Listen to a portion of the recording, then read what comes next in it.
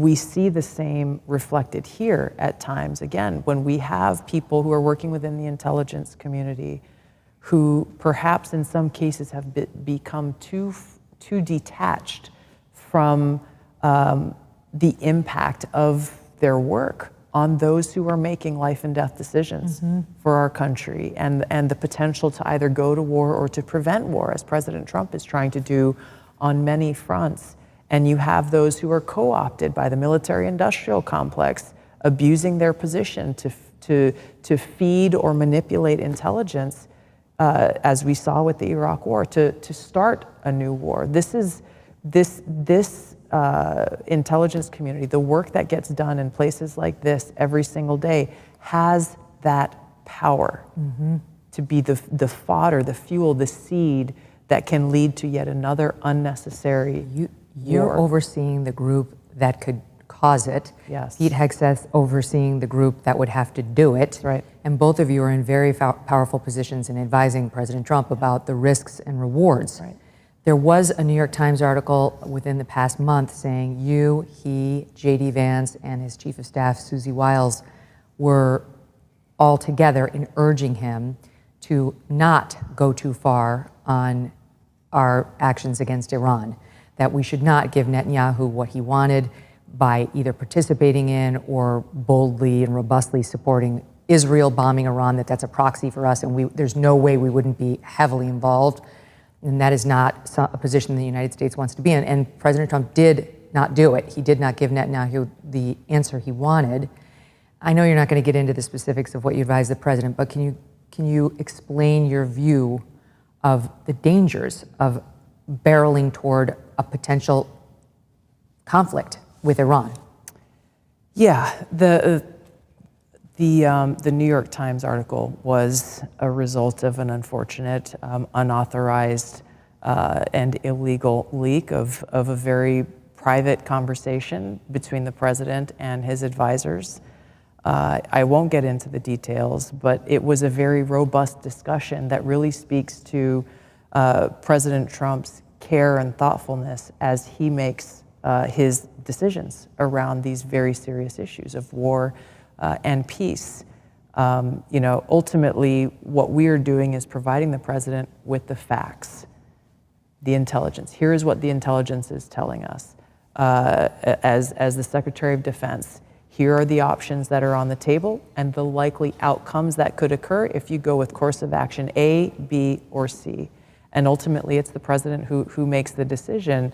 And he has made it clear time and time again that his goal with Iran, first of all, they cannot be in a position where they can develop or have a nuclear weapon, and that he believes and is confident in the opportunity that this moment provides to be able to achieve that outcome through peaceful means, through diplomacy and through negotiations. And he knows that that's what's in the best interest for the American people and for the world. On the Iran front, here's the argument that the more neocon crew makes. All right, this is from Mark Dubowitz of Defense of Democracies, one of these think tanks in Washington that wants a hard line toward them. He recently tweeted, quote, "The Islamic Republic is weaker than ever, hated by most Iranians, hammered by the IDF and Mossad. Its terror armies, meaning Hamas, the Houthis, and Hezbollah, air defense, missile production capability are in ruins. Never a better time to dismantle its nuke program and finish off the regime. Will another president blink?" How is he wrong? First of all, the military option is always on the table. The president often talks about peace through strength, and he means what he says when he talks about his objective, which is also Prime Minister Netanyahu's objective, and I think many countries in the world would agree that Iran cannot be in a position to have a nuclear weapon or to develop a nuclear weapon. That is unequivocal. How we get there is really the question. The president is of the mind, as he has been consistently through his first term in office, as he is now, if there is a way to achieve what is in our best national security interests through peaceful means, through negotiations, not blind trust like, okay, we're just going to believe whatever they say, not at all. Any deal that is potentially made with Iran will have to come with a very, very rigorous set of verification means. Nothing like the failure that was the JCPOA that President Obama negotiated. The deal that President Trump, through his very talented and exceptional ambassador in Steve Witkoff, is negotiating is a deal that will best serve the security interests of the American people. Do you feel the push, Tulsi, the push of this like strong neocon strain that's still within the Republican Party and probably in these agencies that's much more hawkish on an issue, including war in the Middle East, which we've just done for 20 years? Yeah, of course, the pressure's there.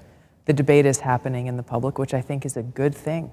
It's a positive thing that we're hearing from different elements. Yes, even within the Republican Party. Even if they're leaking? I mean, because we're hearing from them that way. Well, the leaks should not, the leaks have to end. If the president can't have the confidence that he can sit in a room with his closest advisors without it leaking to the public, then that is something that really undermines his being best served with the best possible information, with debate, robust debate around the table, which you look at the team of people he's assembled, he likes that debate because he sees the value in hearing different perspectives so that he can make that best informed decision.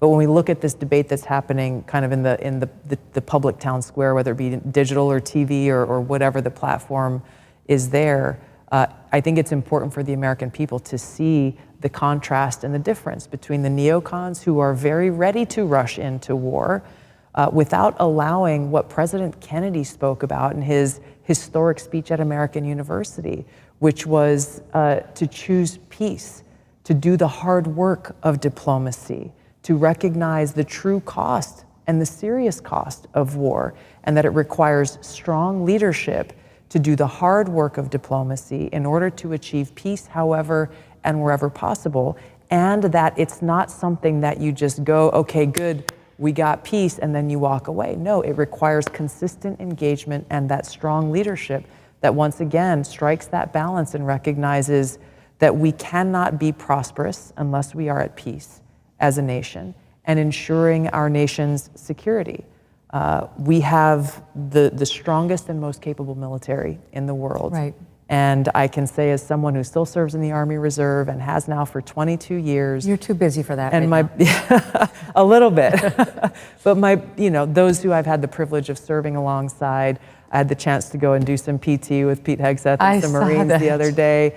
You still got it? Are you still there? I'm giving the kids a run for their money, and I'm good with that. That's amazing. But it's recognizing, again, yes, we have the capability to defend our safety, security, and freedom anywhere, anytime, but it takes a strong leader and a strong president to choose peace and diplomacy, recognizing that war and the use of our military, because of the sacrifices of these young men and women from all across the country, that is required when you go to war. President Trump takes that very seriously. And I mean, I appreciate it as a mother of an 11, 14, and 15-year-old. I appreciate that. I do not want somebody with their foot on the gas pedal recklessly pushing us into yet another war. And I think I speak for most people in the country on that.